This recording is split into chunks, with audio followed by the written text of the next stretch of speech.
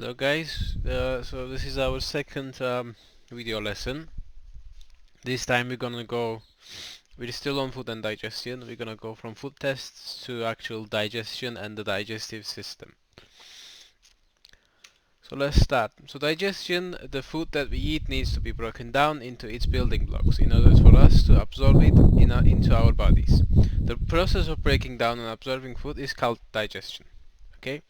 Many foods such as bread contain carbohydrates, lipids and proteins which need to be broken down further to absorb through the gut wall. So all the things we learned, so the actual nutrients, carbohydrates, proteins, we learned their building blocks, for example proteins, amino acids, carbohydrates, simple sugars like glucose. A piece of food contains all of these. And you need to break them down into the smallest pieces possible to absorb them into the blood, so it can travel along the blood to reach the cells that need them. Okay.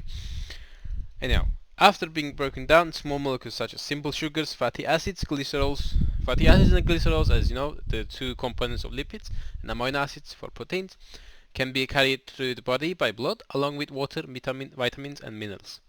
And they are taken up by our cells and tissues when needed, or they are stored for later. Okay, pretty simple. Enzymes have a crucial role in digestion. If you remember enzymes, they are biological catalysts. They speed up biological reactions, breaking down substances, thus making digestion possible. Digestive enzymes work outside the cells that produce them, breaking down food substances in the digestive tract. So they actually produce the enzymes and they excrete into the gut. This is where the reactions happen, where the digestion happens, and the substances are broken down into smaller pieces. Everything you know about enzymes is actually true for the digestive enzymes as well. The next lesson we're gonna talk about digestive enzymes specifically, but on this one we will do digestion and digestive system only. Yes, mechanical and chemical digestion.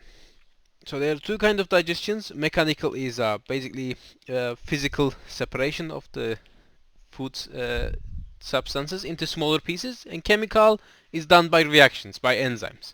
Enzymes break down substances by speeding up biochemical reactions. This type of digestion is called chemical digestion. In chemical digestion, molecules are broken down into smaller subunits. For example, the enzyme amylase breaks down long starch chains into smaller maltose units. So amylase is produced in our salivary glands, and amylase actually digests starch. So even the digestion actually starts even before you eat. Okay, for example, your mom bakes a cake or a bread. You anticipate the smell, or you see the bread before you eat it, and your mouth starts to water. This is salivary glands working. Okay, your eyes see the food, your eyes signal your brain signals your salivary glands to secrete saliva because you are about to eat food. When you start eating the bread or the cake, you start chewing it, and chewing actually makes two things. It breaks it into smaller pieces, which is the mechanical digestion. Also, it mixes it with the saliva, and saliva has amylase that breaks down starch. So in bread you have starch. It's broken down by the amylase as it goes down to the stomach, and it continues in the stomach actually, but it starts in the mouth. So enzymes start working as soon as you put your food inside your mouth. Mechanical digestion is physical breakdown of food. Food in smaller pieces will have much higher surface area for enzymes to work on. They can work much faster, making digestion easier. Mechanical digestion starts in our mouths. By chewing, our teeth cuts down the food into finer pieces. Another example is muscular movement of the stomach stir up the food, increasing surface area. Sorry, there's a typo here, so here it should be area. Okay, it's autocorrect.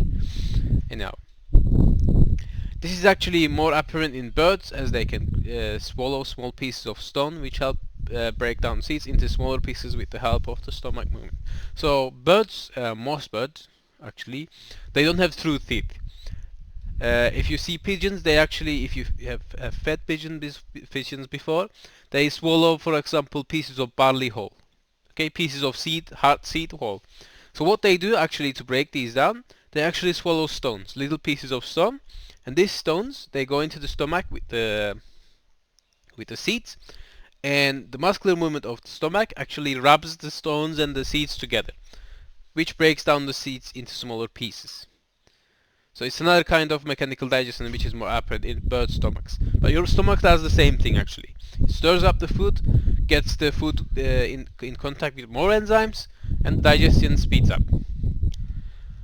Without enzymes and these special organs in our digestive system, digestion will take a long time. Yes, peristalsis. The peristalsis is really important for the movement of food.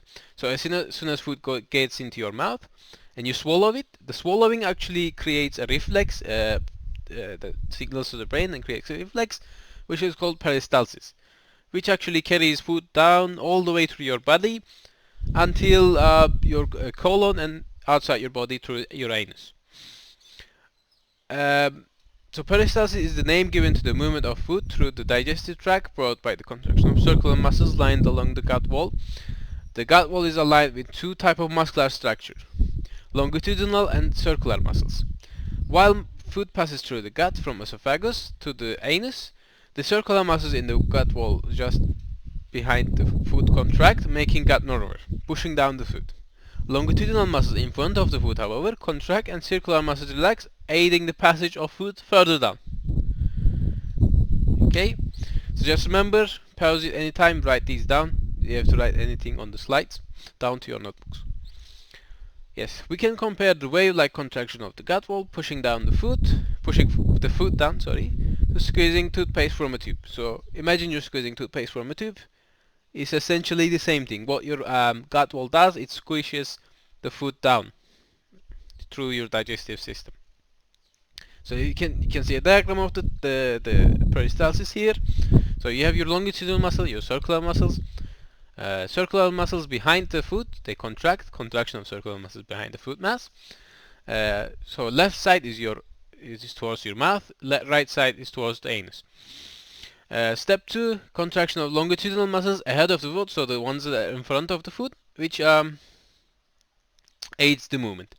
And step 3, contraction of circular muscles layer forces the mass forward, and then because of the longitudinal muscles in front of it is contracted, it opens the passage and food moves down. So, the digestive system. The digestive system consists of a collection of organs and tissues that produce enzymes and carry out mechanical digestion. The average length of a human digestive system is about 8 meters, which gives plenty of time for the breakdown and absorption of food. So we are actually gonna different animals actually have different kind of digestive systems, specialized on their dietary what they eat, how do they live, what do they eat. But we're gonna focus on humans. We're gonna learn about the human digestive system only this year, which is more obvious, which is more interesting to us. Okay, but remember, our system is more generalized. So we are omnivores. We eat plants. We eat meat. We're not carnivores. We're not herbivores. We eat both of these food types. So we're classified as omnivores. So we have a generalized digestive tract that actually suits our needs. Herbivores actually have really different digestive tracts. For example, cows, they have stomach chambers, they have bacteria living in their gut that then digest cellulose, etc. Carnivores, they usually have a shorter digestive system compared to herbivores. Okay, first part of the digestive system is called the duodenum. Duodenum consists of the mouth, the stomach, and the initial part of the small intestine. So all the gut along until the initial part of the small intestine. It's called duodenum. Digestion starts at duodenum and lasts until the rest of the small intestine, which is called ileum. Okay, and the rest, except the initial part of the small intestine, the rest of it is ileum.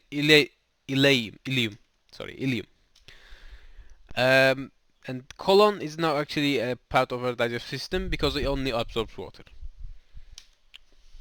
So you can see mouth here. Starting from the mouth, you have your tongue, you have your salivary glands, which are where the amylase is produced. As you go down, it's the esophagus, and you reach the stomach. Down the stomach, you have the first part of the small intestine, which is duodenum, and after that it's ileum, your small intestine. Then you have your colon, and goes down to the colon to the anus. Okay, so draw this down. You can use the diagram on your books. It's on page 63. You can put your paper on the diagram on the book, and then you can draw out the lines actually, and you need to label them. Okay, but you can draw it looking at this diagram, so it's the same diagram in your books. Carrying on. So that's the actually end of our digestive system lesson, digestion and digestive system lesson. Next one we're gonna do digestive enzymes, and I'm actually gonna send you a video. I didn't incorporate it here because it's 10 minutes long, and I don't want it to take ages to uploading to YouTube. So yes, do the lecture or write it down to your notebooks, and watch the video as well. I will send you the link with the lecture. Okay, bye bye.